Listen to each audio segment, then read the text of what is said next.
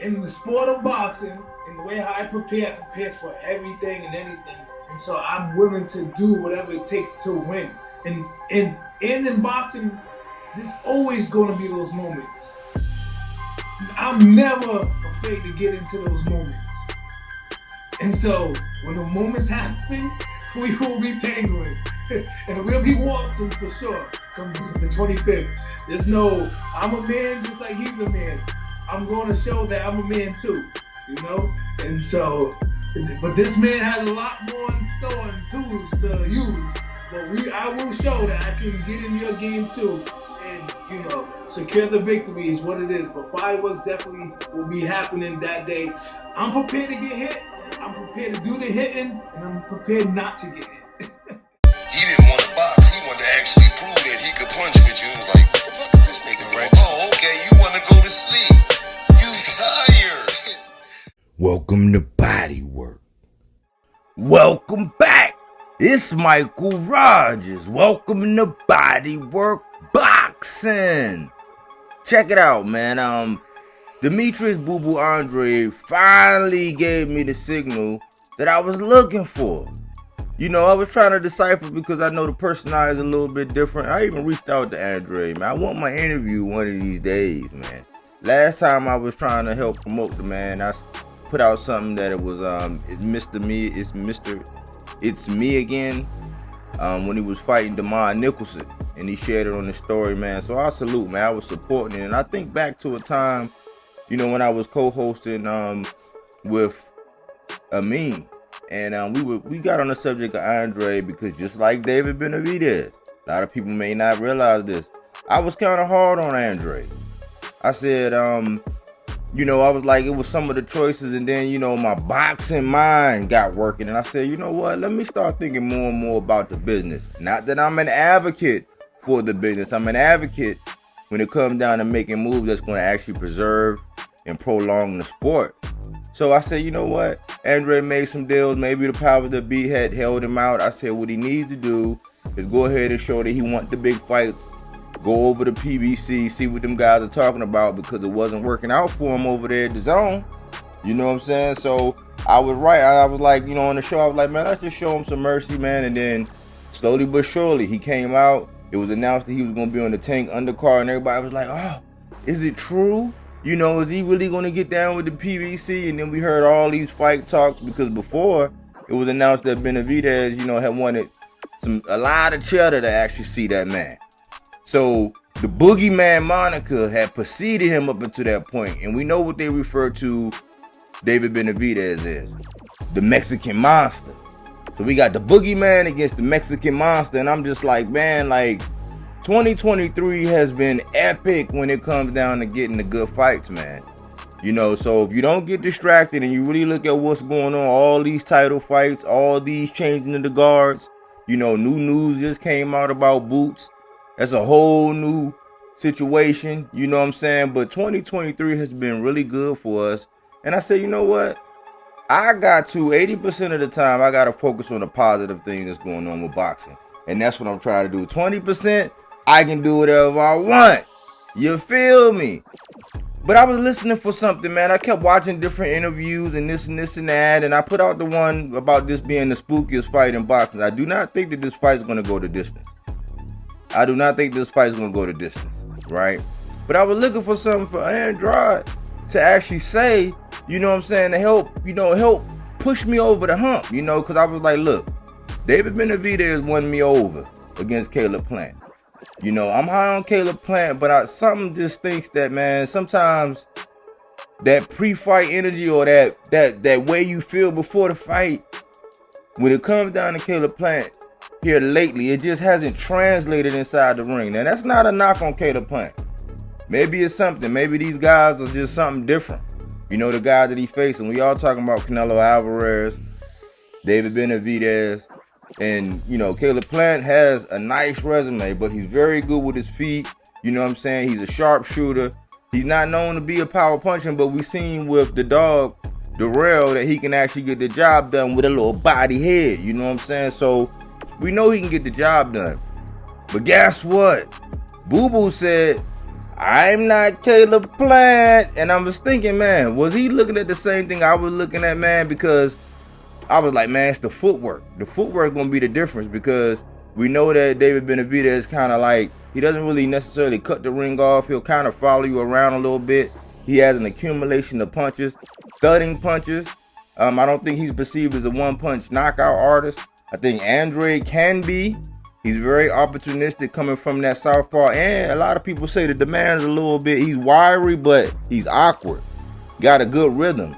You know what I'm saying? I think the pedigree, since he's an Olympian and, you know, multiple division champion, I think the pedigree hasn't been displayed to the magnitude of somebody of this caliber. But guess what? These two guys are fighting the best opponents that they have fight in their entire career. Significant little age gap. And again, I'm gonna get away from the numbers for a second. You know what I'm saying? So I don't overdo it. You know, I like to cater to my intellectuals, you know, who like the numbers, who like fake facts, because this is the alternative to opinion-based content. This is fact-based content. And I will say, this is an exciting, intriguing fight, man. And the performance that Benavidez put on against Caleb Plant really stunned me. You know, I thought the footwork was gonna give Caleb Plant problems. But what wound up happening was, it's almost like David Benavidez knows that this is a marathon. He knows that if I keep changing up the speed of my punches and thumping, it's almost kind of like, in some ways, it's like the Canelo Alvarez effect, where you're just going to hit wherever you can.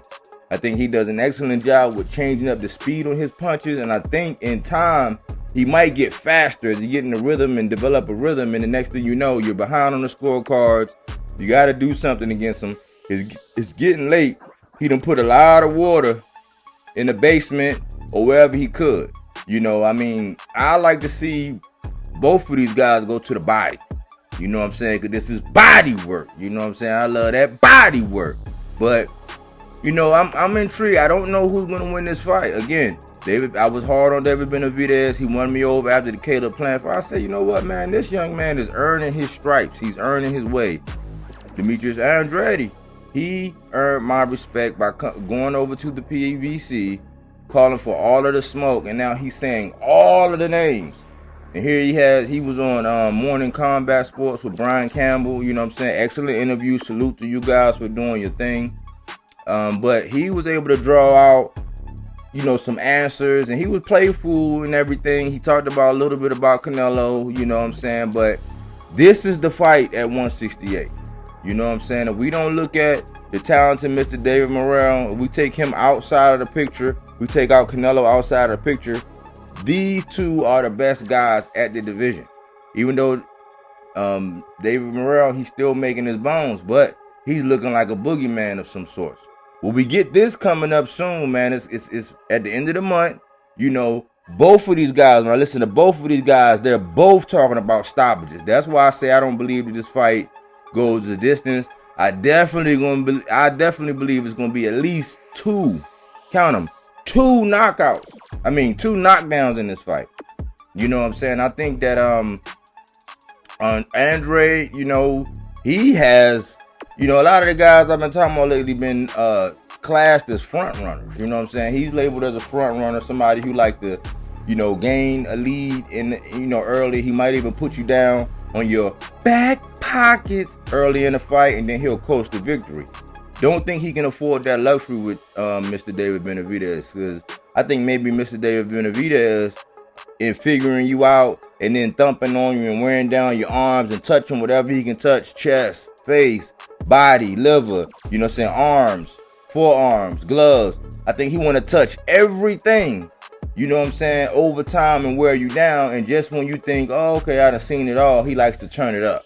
So I think that DemetriusAndrade, since he said, the more pressure, the more I let my hands go. Man, that was music to my ears, man. I think that this is the spookiest fight in boxing, you know, and I kind of think, listen, activity is the big thing, man. And I'm still going to go against my better judgment, and I'm going to say that the acumen of Demetrius Andrade is going to come out. He's going to get squeezed like a sponge, and we're going to see a performance where he rises to the top. It's not going to be very easy.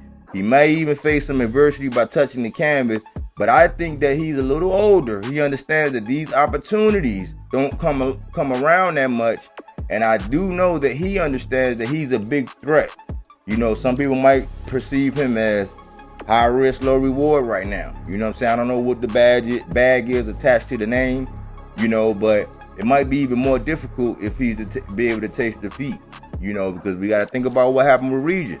He lost in a controversial decision to Josh Taylor, and he had to bite, scratch, claw his way back to the top, and he's just now coming around to actually get the big fight, and people are underestimating and doubting him. I think it's a little bit of that going on right now with Andrade. I think a lot of people are mesmerized with Benavidez, but rightfully so. He's been active. He's been very active. He does not starve his fans out. He gives his fans what he wants. His fan base is growing, and this perception that Canelo's been running is looking more and more true. He got to go in there and finish business. He got to go down with this slick, you know, southpaw of a fighter in Andrade, and he got to get the job done. I'm going to give it an edge, you know what I'm saying? I'm giving it 55-45. I'm leaning towards Andrade right now, and it's something about him being a southpaw and that IQ and the ranginess and the lateral movement. Way better feet, and I think when it comes to power, even though we've seen a display of power with Caleb Plant, I believe that if DemetriusAndrade with that awkwardness, because they say the hardest punches or the roughest punches are the ones you don't see, is awkward enough to where he sit down and commit on something, he's going to catch Benavidez off guard, and it's going to change. I don't know. You know what I'm saying? I'm open for all opinions, you know what I'm saying? All feedback. What do you think, man? I'm getting more and more excited as we see all these fights unfold and these divisions start to iron themselves out and settle back down, man. Because novelty boxing, I'm not going to lie, man, it was looking like it was doing this bad for a second. But 2023 made us look a lot better with the exception of that heavyweight fight that put the heavyweight, it was an indictment on the heavyweight division. You know what I'm saying? But yeah, we've been experiencing growth, man. I like everybody who participate. People see that I am receptive to feedback. If you give me some feedback, I'll take it in consideration. You know what I'm saying? And we'll chop it up, man. I appreciate you in the comment section. Keep commenting, keep sharing, keep liking. If you like the channel, if you want me to be able to do more, support the channel. Donate in the Cash App. You know what I'm saying? You can super chat. You know, or just share the video. More eyeballs. If you haven't, update your notifications for me. You know what I'm saying? And there's nothing better than to subscribe to this channel because I'm just an alternative opinion to what everybody else saying. You know what I'm saying? Sometimes I do my homework. You know what I'm saying? I like minor details. Sometimes I am a little bit behind because I'm not a knee-jerk reactionist where I just want to be the first person to put this out, the first person to do that. You know, I like to take my time, let things develop and unfold. And that's what you're getting here. An alternative to opinion-based, but just another perception at the end of the day. You know what I'm saying? But again, thanks for everybody who tuned in and watched the show, man. What do you think about this fight? I love to know. Put it in the comment section. Don't be shy, because I don't bite. I might do some body work, but, you know, that's neither here nor there. Thanks for tuning in here at Bodywork Boxing, where we don't take things for face value. We do that body work.